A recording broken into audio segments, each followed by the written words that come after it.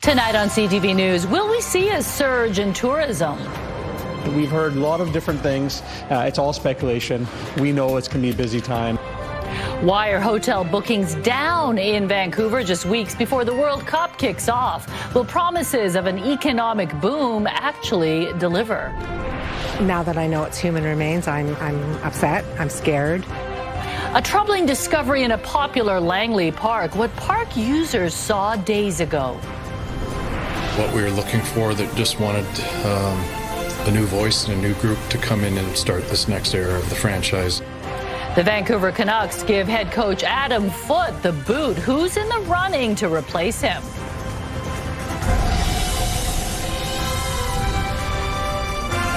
This is CTV News with Mi Jung Lee. Good evening. Thanks for joining us. There are questions tonight about whether the expected World Cup windfall will actually materialize. New data reveals hotel bookings are down in Vancouver with less than a month to go before FIFA comes to town. As Penny Daflos reports, it's a trend playing out across North America. Vancouver is getting kitted out for its 7 World Cup games, but the anticipated economic boom hasn't materialized. In fact, hotel bookings for June are down 20% compared to last year, according to Destination Vancouver. We know people are going to come. The provincial government is trying to downplay the situation, but when it comes to raw numbers, hotel occupancy in Vancouver in the months of June and July is normally about 95%. So if you're not building new capacity, then at best, you're just going to replace one set of tourists with another and maybe push that incremental capacity to 100%. This is an amazing opportunity. It's going to be a month-long commercial. Vancouver's mayor didn't respond to a CTV News request to discuss the hotel situation, but he's well known as a World Cup cheerleader. We are literally going to get the equivalent of 30 to 40 Super Bowls in the city of Vancouver over the course of a month. He's oversold this. To be fair, Vancouver isn't an outlier. A U.S. Hotel Association survey described the World Cup as a non-event with various factors to blame. Jet fuel prices, the cost of gas here at home, but also some misperceptions around the ease of travel to the U.S. if you're an international traveler. FIFA also pre-booked large blocks of hotel rooms and then let them go. And while Vancouver has comparatively reasonably priced World Cup tickets averaging $500 a game, the hotel rooms are the most expensive. A study found an average of more than $900 a night here, while Seattle is next most expensive at nearly $600. New York hotels are averaging about $500 a night. We heard for the last few years that the numbers for cruise ships was going to go down, and it never did. We've heard a lot of different things. It's all speculation. The province is counting on last-minute bookings, but Lander expects taxpayers will end up in the red. When the bills start coming in, it's going to be even higher than what you think now, and the benefits will be even less. The province still hasn't revealed how many hundreds of millions it's contributing to the costs. Penny Daflos, CTV News, Vancouver. What has seemed inevitable for some time is now official. Vancouver Canucks head coach Adam Foote has been fired after one of the worst seasons in franchise history. GM Ryan Johnson says it's time for someone new, and he isn't being coy about who he has in mind. Sinjin Alexander has the details.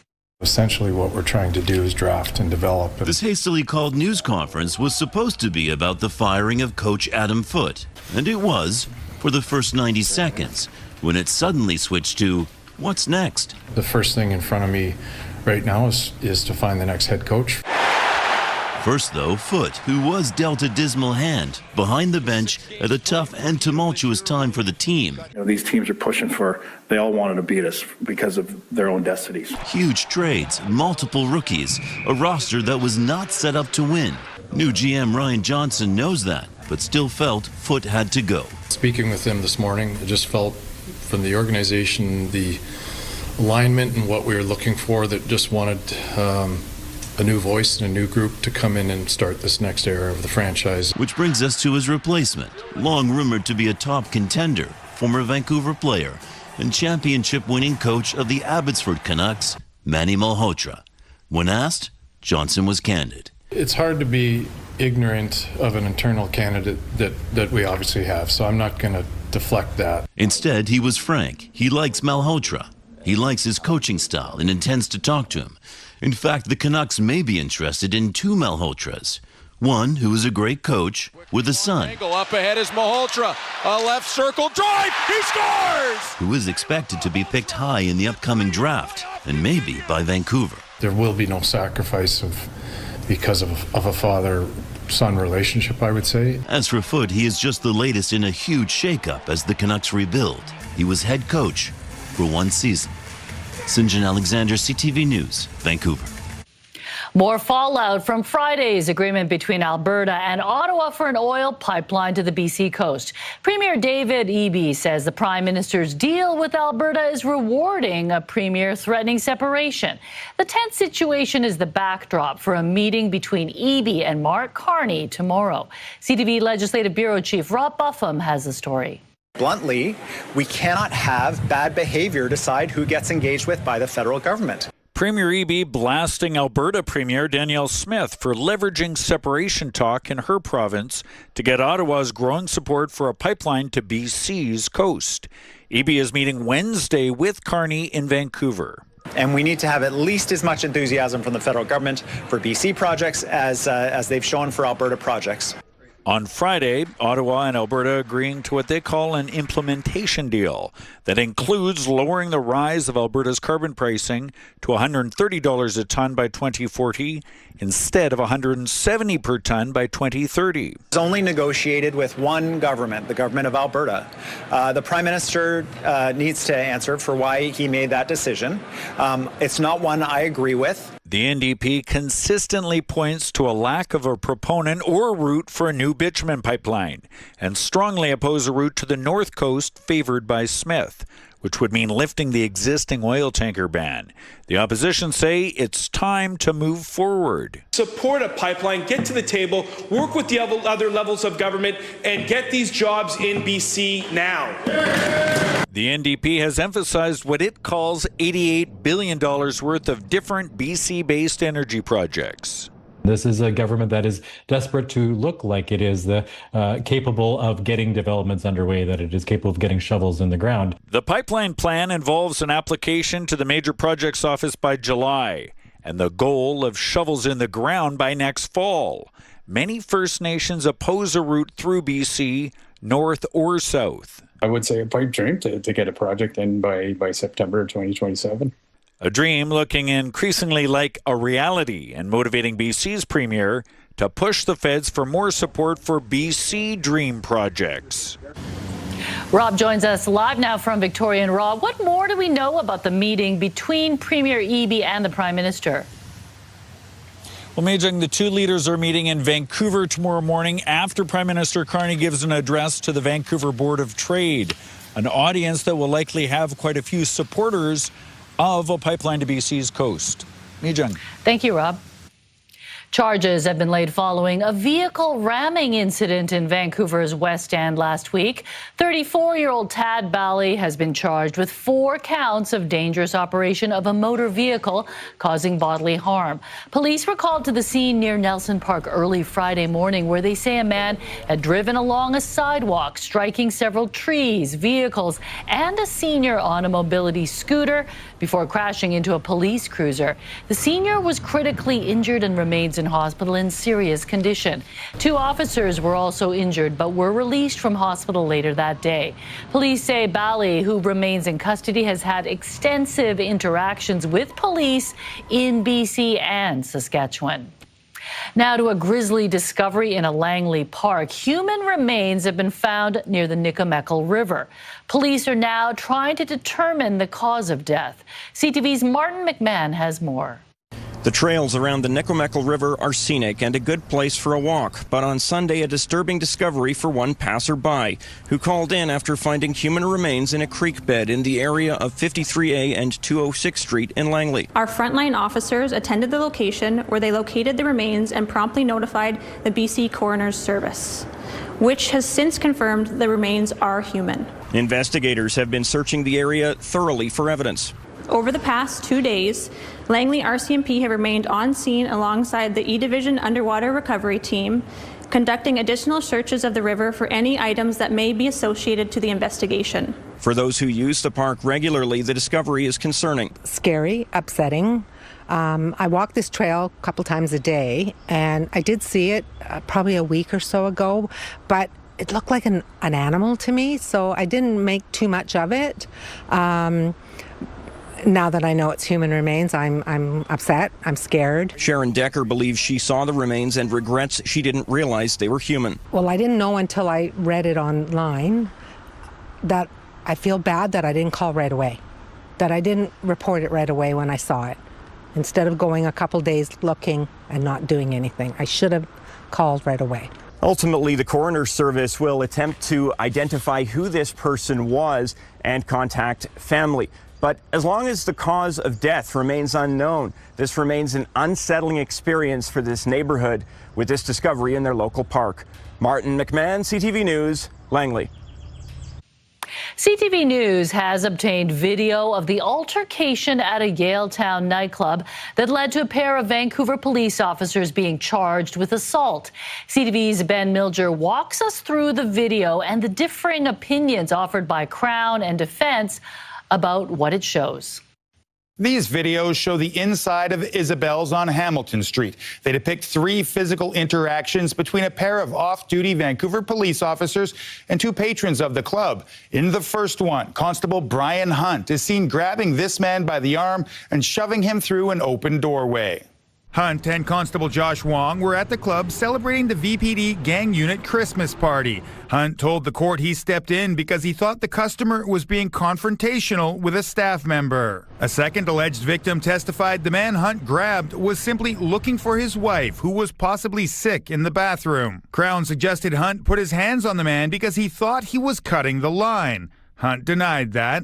Neither this alleged victim nor any bar staff testified at the trial. Moments later, Wong joins Hunt in the confined bathroom hallway and the two speak. Hunt's alleged victim returns. Words are exchanged and Hunt can be seen reaching out and grabbing the man who he claims challenged him to fight. Crown says this photo shows bruising where Hunt grabbed the man. The second alleged victim told the court he put his hands between in an effort to defuse the situation. Testifying in his own defense, Wong told the court he didn't want anyone to fight, so was also trying to de-escalate things. But Wong said the second alleged victim then grabbed his left arm. A moment later, the two cascade out of the hallway into the main area of the club, and the alleged victim tumbles to the floor with Wong standing over him. The man claims he knocked his head and also had a bruise on his torso from the interaction. Wong says he shoved the man to stop the altercation before it escalated, in part because he didn't know if the alleged victims had weapons. The officers each face 1 count of assault. The trial has been adjourned to set a date for closing arguments.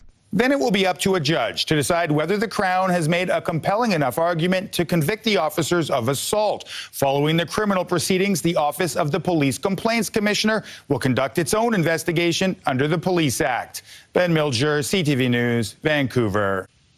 The federal Conservatives are pushing for a change in policy, one they say helped shape last summer's controversial Cowichan court ruling that granted Aboriginal title over land enrichment. But as CTV's Kevin Chirac reports, not everyone agrees that government policy had any impact. Federal Conservative leaders speaking in Richmond Tuesday about the impacts of the controversial Cowichan court ruling handed down last summer. This has had adverse effect on our economy, on individuals, of course, but also on our economy. The court granted Aboriginal title to Cowichan tribes, covering about 800 acres in Richmond, including homes, farms, and businesses. The ruling is now under appeal, but federal Conservative MPs say it's already created financial uncertainty. Conservative House Leader Andrew Scheer says federal lawyers were held back in fighting for property owners. The Conservative Party believes that the Liberals made a massive mistake when they ordered their government lawyers not to defend private property rights in this case. The Conservatives are calling for the removal of Directive 14, a federal policy introduced in 2019 by then Attorney General Jody Wilson-Raybould. It encourages government lawyers to limit the use of legal technicalities in Indigenous land claims and favor negotiation as part of reconciliation. The BC government has adopted a similar approach for its lawyers. The federal lawyers were hamstrung by this directive. Jeffrey Moyes is a King's Counsel with more than 3 decades of experience in Indigenous law. The idea behind it was that it was somehow offensive for the Crown to litigate against Aboriginal people in various ways. Another lawyer we spoke with says the directive did not impact the ruling. Directive 14 doesn't have anything to say about private property rights. It's disingenuous for the Conservatives to imply or state that it does. This comes as DRIPA, the Declaration on the Rights of Indigenous Peoples Act, has become a growing flashpoint in provincial politics. DRIPA is consistently being used by a weapon in courts in this province. BC Conservative leadership candidates last month calling it the province's #1 issue. Get rid of DRIPA. This is the biggest issue we are going to confront in our lifetimes. We have to repeal DRIPA as an absolute legislative priority. Scheer says his party will introduce a motion to remove and reverse Directive 14 in the House of Commons on Monday. Kevin Chirac, CTV News, Richmond. And let's take a look at a live shot from our Grouse Mountain camera looking at downtown Vancouver. Just a few clouds in the sky, but plenty of blue sky. A lot different from this morning when it was much grayer. The clouds have cleared as promised. A beautiful day out there. A great way to kick off a short week after a beautiful long weekend we've just had. Here's a look at temperatures across the lower mainland right now, sitting at 17 degrees at the harbour, as well as in Burnaby and in North Vancouver. Touch cooler in Surrey, and in the valley, you're looking at 17 degrees in Abbotsford and Chilliwack as well. So a few clouds as we head through the overnight, dropping down to 9 degrees. Into tomorrow, we'll enjoy a mix of sun and cloud with temperatures between 18 degrees near the water and 22 degrees further inland. Gets even warmer as we finish off the work week. I've got your full forecast coming up. Yeah, good reminder that it's a short work week. Everybody's excited about that. All right, thanks, Ann. A fight is heating up over building code restrictions to make new homes greener. Will allowing natural gas in new builds make them more affordable? Also ahead. You know, I was just so shocked that he would come in and he just kept on coming. Terrifying attack. A black bear injures a Mission man right on his back porch. When CTV News at 6 continues, stay with us. Conservation officers say a mama bear and her 2 cubs have now been trapped after a man's terrifying encounter in the Fraser Valley early Monday morning. He says what started as a routine attempt to scare the animal away quickly turned into a chaotic fight to get back inside his home. CTV's Craig Krause has the story. For people living in BC, seeing a black bear isn't unusual. I said, this is where the bear was. And this but for Gordon Gwynn, Monday morning's encounter felt like something out of a nightmare. I went out expecting to see a bear, and sure enough, the bear was there. Gwynn says his dog went berserk at around 3:30 a.m., alerting him to an animal outside his Mission home. At first, he thought it would be like every other encounter. We yell at them, and they go away. But this time, the bear didn't back down. Gwynn says after making noise, the animal disappeared from view. When he stepped outside to check where it went, the bear suddenly charged up the stairs toward him. He just kept on coming. Time he near the top of the stairs, and I was panicking. I gotta get out of here. Backed into a corner near his front door, Gwynn says the next few seconds were a blur, kicking, yelling, and desperately trying to get back inside. The bear swiped his arm and shoulder before he finally managed to slam the door shut. Managed to get a good swipe at his right shoulder there. Gwynn's wife, a retired ER nurse, was able to treat his injuries immediately. There wasn't too much panic about his condition. I knew he was okay, but at the same time, I felt like, you know, it did need to be dealt with fairly quickly. And as shaking as this attack was, it's a stark reminder that British Columbia is still very much bear country, and knowing what to do in these critical moments could make all the difference. The best thing that you can do to avoid having a bear encounter is to use your voice on the trail. Stay calm and slowly back away. Don't run, as bears might chase after you. It's super important to keep your dogs on leash.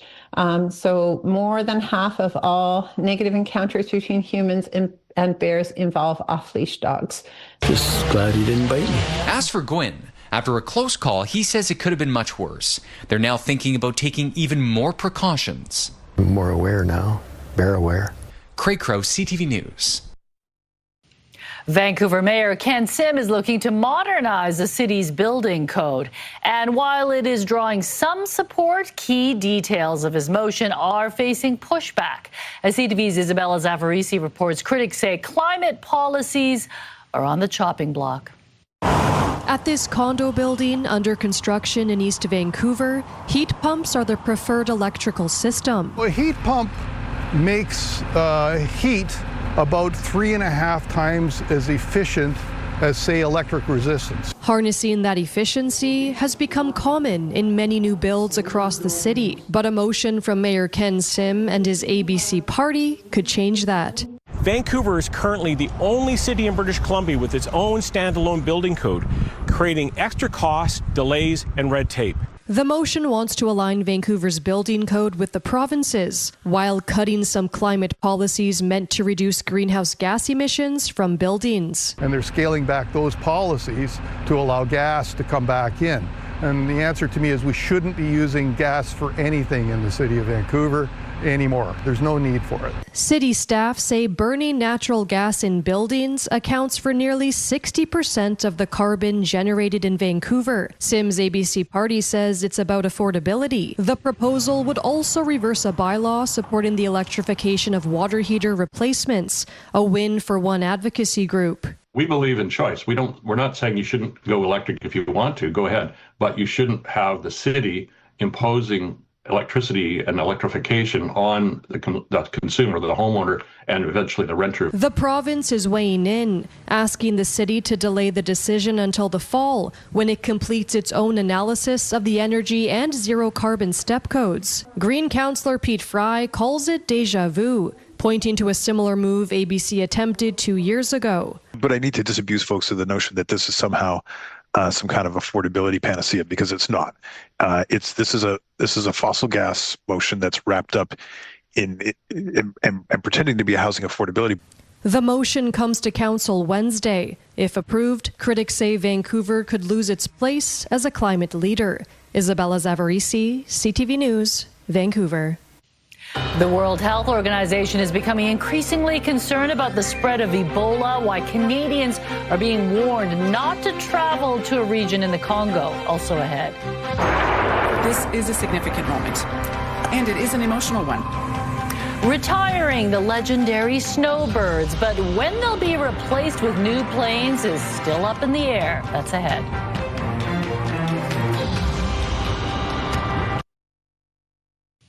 After more than 5 decades of service, Canada's iconic Snowbirds are being retired. 2026 will mark the farewell flying season for the fleet's current jets. And as CTV's Graham Richardson reports, it remains unclear when new aircraft will be purchased. 2026 will be a farewell season for the Snowbirds in these iconic jets. The Tudors are finally being retired after more than 55 years in the air. This is a significant moment, and it is an emotional one because of the extraordinary connection that this team has built with Canadians over more than 5.5 decades. This decision was not taken lightly. The Defence Minister announcing Canada will replace the aging jets with these, the new Siskin 2 prop planes, not a full jet. And it's not clear when Canada will take delivery of them. We need to work with the manufacturer. We need to make sure that we receive them in graduated form. It will take some time for them to roll off the production line, but we're moving as quickly as we possibly can.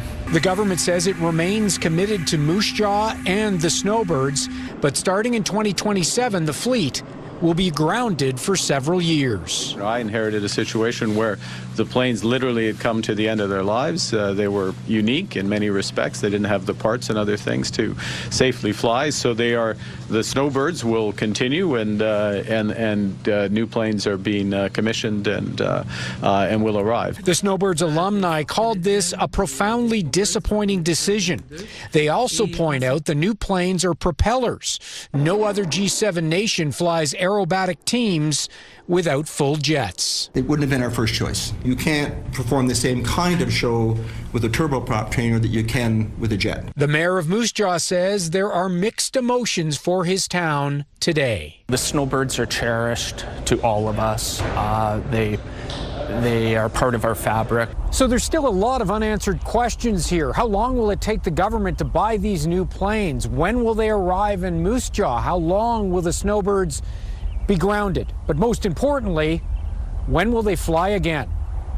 Graham Richardson, CTV News, Moose Jaw. The first case of Hantavirus in Canada has been confirmed, and the patient is in the care of Island Health. Over the weekend, Canada's Public Health Agency says testing at the National Microbiology Lab in Winnipeg confirmed the result. The patient is a Yukon resident in their 70s and is being treated in a Victoria hospital. A second person traveling with the individual has tested negative. 4 passengers from the cruise ship arrived in Greater Victoria last week. 3 continue to isolate in Island Health hospitals. The 4th is isolating at home. BC's Provincial Health Officer Bonnie Henry stresses this virus is not the same as COVID-19 and is not considered to have pandemic potential. Canadians are being advised not to travel to an eastern province in the Democratic Republic of Congo that has been hit hard by a rare type of Ebola. Authorities in the African country have reported at least 134 suspected deaths and more than 500 cases. So far, there are no approved treatments or vaccines for this strain. The World Health Organization is concerned about the scale and speed of the outbreak, which has been declared a public health emergency requiring an international response. The virus is also in urban areas, raising fears of further spread. But the risk to Canada right now is very low. But of course, it's not 0%. And in the 2014 outbreak, we saw people get on commercial flights and fly internationally. The United States had cases. Nigeria, which is, if people look at the geography, is pretty far from the other West African countries. They had cases. There were people repatriated to Europe. So it is certainly a possibility. The Public Health Agency of Canada says there are currently no specific travel-related measures for Ebola at our borders. But with the World Cup starting soon, the agency is conducting a rapid assessment of the overall risk to Canadians. There are currently no cases of Ebola in North America. A warning for parents or grandparents about in-app purchases made by kids who don't realize how quickly they can add up. How hard is it to get a refund? Also ahead, ever get surprised by the tide going in or out? Well, a pod of white-sided dolphins ended up stranded in a tidal pool in Qualicum for hours. That story ahead. Time now for tonight's Skywatch. A duck living its best life, gliding across Lost Lagoon under a sunny spring sky in Stanley Park. CTV Skywatch is brought to you by Kermac Collision and Autoglass, the name you'll remember when it matters. Kermac cares for kids. The sale of a new truck had to be put on hold after a federally protected bird's nest was found on its front tire. A robin's nest bustling with hatchlings was discovered inside the wheel well of a brand new F-250 pickup at a dealership in Kansas. Since robin's nests and eggs are federally protected, the truck can't be moved until the newly hatched chicks decide to leave the nest. Employees say animal encounters at the dealership are a regular thing, reporting stray cats and even possum families have been found hiding in vehicles. Aww. Probably a good spot because they see that it's protected and everything. You got a little bit of shade. They've got a little bit of everything, a little bit of all the animals as well. So they should just set up an area that's just for animals. They're a rescue center now and just invite them all in. Yeah, a car dealership / rescue. I bet they would get a lot more customers that way. True. Right, something to think about. All right, let's take a look at our forecast. A beautiful day out there. The clouds have cleared up quite nicely. Today we saw a high of 18.1 degrees, slightly above the seasonal average of 17.3, the overnight low at 10.8. And so far, the 19th day of May, we've only seen 11.1 millimeters of rain, not close to the seasonal average of 59.1 millimeters, but we still have a couple weeks to go. So we do have a ridge of high pressure that'll keep us dry and clear as we head into the next few days. Different story for the northwest corner of the province around Dease Lake. You're going to see periods of rain before things clear up as we head into the afternoon. Nice and bright right now across the lower mainland. Taking a look at our weather track Santa Cruz will start off nice and bright as well for your early morning commute. But then as we head into the afternoon, we will see some clouds roll in, a mix of sun and cloud, and then completely clouding over as we head into tomorrow night. So this is what we can expect tonight. Partly cloudy skies and 14 degrees. We'll start off the day with mostly sunny skies at 8 at 13 degrees. A few clouds roll in for noon. At 3 o'clock, 18 degrees with inland temperatures reaching 22, 17 degrees by 6 o'clock under partly cloudy skies. So you will see a mix of sun and cloud for the southern interior, your provincial forecast at the bottom of your screen. That's what you can expect for Port Hardy, 14 degrees. It'll be clear and calm, 22 degrees for Campbell River and Comox for the South Island. Same story, lots of sunshine from Tofino right down to Victoria with temperatures between 18 and 26 degrees. Sunny skies for the Sunshine Coast with a high of 21. Warmer up the Sea to Sky Highway, 23 degrees for Whistler and Squamish. And for us across the Lower Mainland, we're looking at temperatures between 18 degrees near the water, 22 degrees further inland. Thursday, inland temperatures will reach 23 degrees. Mostly sunny skies on Friday with temperatures between 20 and 25. Heading into the weekend on Saturday, a mix of sun and cloud in 20 degrees. Showers return a Sunday afternoon, cooling to 17 degrees with rain to start off the day on Monday before drying up in the afternoon, a cool 14 degrees. And then on Tuesday, a slight chance of early morning showers. Does clear up quite nicely with a high of 15. So a little bit of rain as we head into the second half of the weekend into Monday, but is definitely much needed. I think the gardens will love it, and we definitely need rain across the province as well. Yeah, it's such an unusual spring this year, given how dry it is. Yeah. All right, thank you, Anne. A wildlife photographer captured a rare sight on Vancouver Island on Saturday. A pod of white-sided dolphins stranded in a tidal pool. Nick Thornton says he turned on his camera after realizing the animals were not in distress and just waiting out the tide change. The photographer says staff members from the Department of Fisheries and Oceans were on site, keeping people back and monitoring the situation. Around 6 p.m., the high tide came in and the dolphins were able to swim back into the Strait of Georgia. Inflation is marching up in Canada thanks to the war in Iran. Also ahead. Roblox is the best game in the whole entire world. This 8-year-old boy managed to rack up thousands of dollars on his grandmother's credit card to buy add-ons. What happened when she tried to get her money back? That's ahead.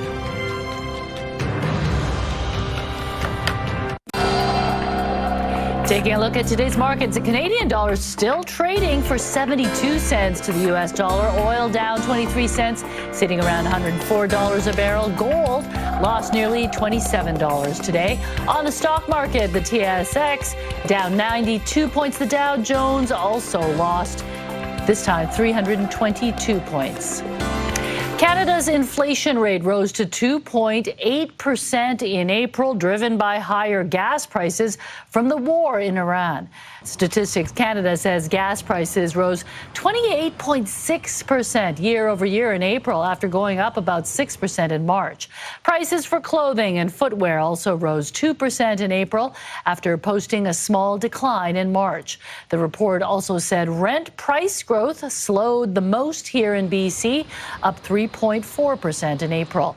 That's down from a 6.4% increase in March. The union representing transit workers in Metro Vancouver is preparing for a strike vote after talks with their employer broke down. We're talking about contracting out maintenance work. We're talking about washrooms for operators in 2026, which is just outrageous. And any other attempts to roll back safety for our transit workers just simply won't be tolerated. Unifor represents about 5,000 transit workers in the Lower Mainland. They say contract negotiations with Coast Mountain Bus Company have come to a standstill after they asked for concessions on contracting out and workplace safety. The two sides have been at the bargaining table since February. Unifor says it will take a strike vote next week. Many children like to play video games, maybe even on your smartphone. While many games can be downloaded and played for free, some allow you to purchase add-ons that, if you're not careful, can really add up. CTV's Pat Foran has more. Roblox is the best game in the whole entire world. 8-year-old Dominic loves Roblox, an online platform where users play games, hang out with friends, and build their own virtual worlds. The game itself is free to play, but users can buy premium avatar items, tools, and clothing within the gaming universe. Dominic wanted to make purchases and used his grandmother's credit card. Like, how did I get access to her card? Went through her purse. Lynn Ramsbottom of Wasaga Beach says over 2 months she had Roblox charges of $2,000. She doesn't blame her grandson, saying he didn't understand he was spending real money. He said he was sorry, but I don't think he really understands the ramifications of, that kind of money being lost. Ramsbottom reached out to Roblox about the charges, but she was told there were no refunds. When CTV News contacted the company, a spokesperson said the purchases were made through the Apple App Store. These charges cannot be refunded by Roblox. The fact that he was able to find out everything he needed to use the phone and everything was unbelievable. If you have children who play video games, Consumer Reports recommends setting up parental controls and creating passwords to prevent surprise charges. Anytime they go to make an in-app purchase, whether that's for Roblox or literally anything on the App Store, you as the parent would get a notification on your phone that says, hey, your child is trying to make a purchase, accept or decline. Using gift cards for games instead of linking a credit card can also help prevent overspending. Once that gift card credit runs out, no more Roblox, no more whatever. Ramsbottom says she's used the situation to help teach Dominic about money. He says he's learned a valuable lesson. To not spend people's money and to be thankful for what I have. Pat Foran, CTV News. The safety of roadside workers is in the spotlight as the annual BC Work Zone Safety Campaign launches in Surrey. We've been running the Work Zone Safety Campaign now for 15 years, and every year we're out here reminding drivers of the same messages. Slow down, pay attention, obey the instructions of traffic control personnel. The campaign is aimed at raising awareness about the risks in work zones. A work cone zone was set up on 152nd Street, just north of 22nd Avenue, where officers checked for speeding, distracted driving, and compliance with signs and instructions. Over the last 10 years, WorkSafe BC says 11 roadside workers have been killed and more than 260 injured by passing vehicles. Some of the latest luxurious listings on the Sunshine Coast. Our new real estate segment, Living Large, is just ahead. Plus, Finding Beauty. Adam finds out why a man is stopping to take photographs of junk. Next on the Sawatsky Sign Off. Right now, here's Carrie with a preview of Your Morning Vancouver.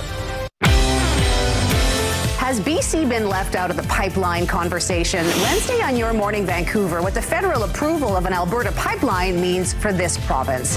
Plus, the Hall of Flame calendar is celebrating 40 years. So we'll learn more about the charities it supported over the last 4 decades and why this year's selection party is so special. Mark it in your calendar. We'll see you in the morning.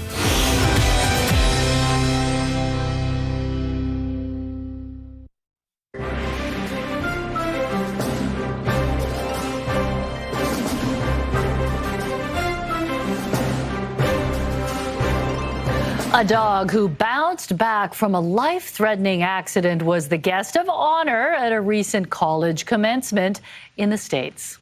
I think it just gives them kind of peek into what they can do and the impact that they can have in taking care of animals. Honey the dog was critically injured after being hit by a car in December. Her owner couldn't afford treatment, so they surrendered her to the Iowa State University College of Veterinary Medicine.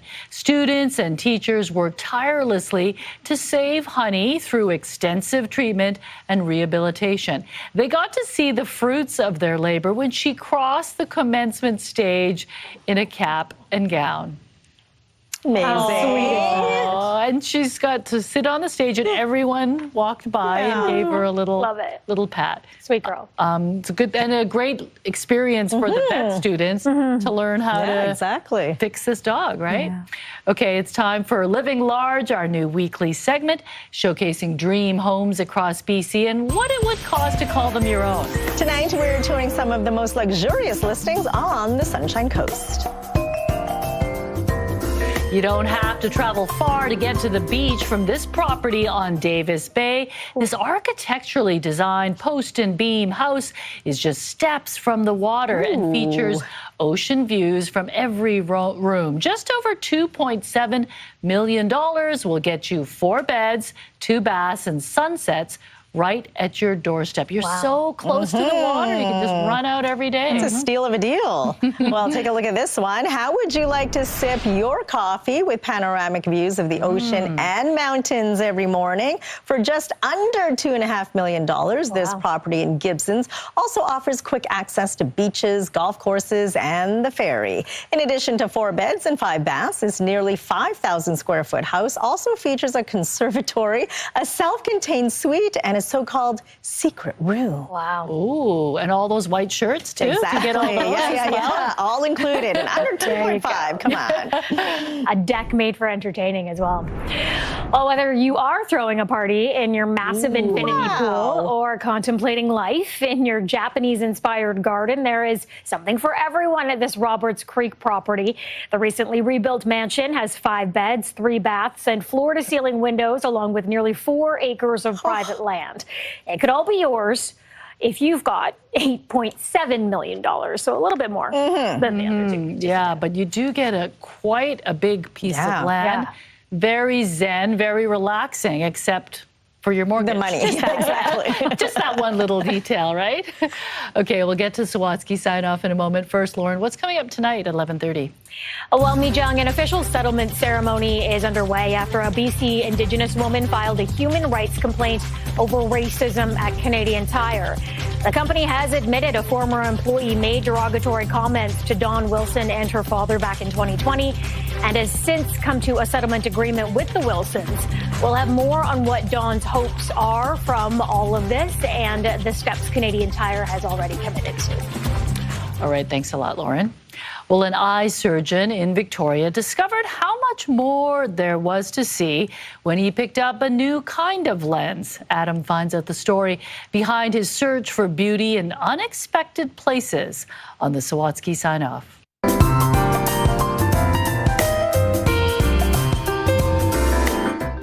Well, Angus MacDonald is searching for something specific. Oh my God, look at that mess over there. He pauses his hunt to take a picture of what many might dismiss as junk. Yeah, I know it's junk, but that's the beauty. Beauty in the junk? Sure. Sure, there are interesting shapes and textures and colors, but Angus is also seeing something else. I mean, there's 1,000 cars over there. Each has a story. After Angus wonders how each driver's life might be unfolding, he reveals his life began being out of focus. I couldn't see it, cold blur. So you can imagine how young Angus must have felt to get his first camera and figure out how to use its lenses to capture the world around him with not just creativity, but clarity. To take a picture and then see it, and that's probably led me into ophthalmology. For decades, Angus worked as a successful eye surgeon, running a prestigious practice. Constantly on the go. And then at some point I said, is this all there is? Well, Angus answered that question by picking up a camera again and found there was so much more. Sort of pull back a little bit from the freneticism of our normal world and just be in the moment. Now, this has become a daily meditation of sorts, using his camera to get out of his head and feel something in his heart. All of a sudden, oh God, look at that little thing. Now there's a story here. A story about how something so delicate can demonstrate so much strength. The little flowers, courage to grow through the rock. A story Angus is constantly searching to tell with his camera because it's so perennially inspiring. Against all odds, you can do it. Just like a boy with blurry vision can grow up to be a doctor who restores sight, before becoming a photographer who focuses on the beauty we're often too busy to see. Beautiful things everywhere. If you just step back, take a breath, and look. That is cool over there. I'm going to go photograph that thing. Let's go. Adam Sawatsky, CTV News. The Sawatsky Sign-Off, brought to you by 1-800-GOT-JUNK. They make junk disappear. All you have to do is point. Yeah, and he's not looking at his phone. No. Right? He's At looking all. through a lens. Right. But it's true what he said about all cars having stories. We were talking about our first car. What's your first car, Lauren?